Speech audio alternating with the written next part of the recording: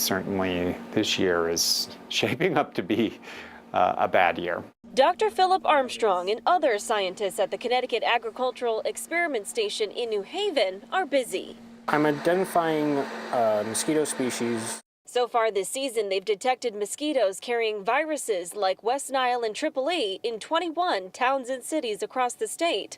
Armstrong says the viruses are popping up earlier and in larger numbers, likely connected to the weather.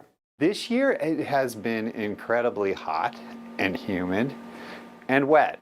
Now, the lab has more than 100 traps just like this one set up all across the state where they collect the mosquitoes and test them on a weekly basis.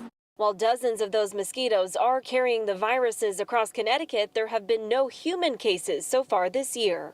The period of peak risk for human disease is really now, starting now in August and into September. Armstrong says the viruses are carried in birds who get bitten by mosquitoes who can then pass it on to humans. In the case of West Nile, Dr. Armstrong says it's detected all over our state every year. And while some people do get sick, especially those who are older and immunocompromised, most people recover or don't even know they have it.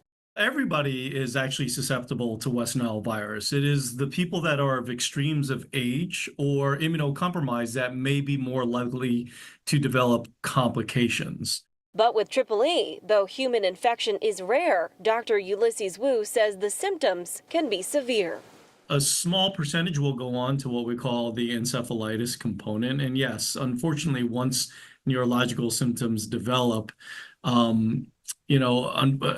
somebody could probably, unfortunately, pass away within 5 days.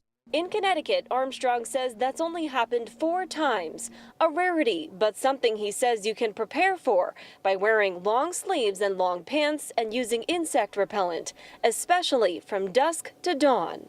You can't prevent all mosquito bites. They're ubiquitous, and we're all being exposed to mosquitoes, but you want to reduce your exposure. In New Haven, Julia LeBlanc, Fox 61, Connecticut's news station.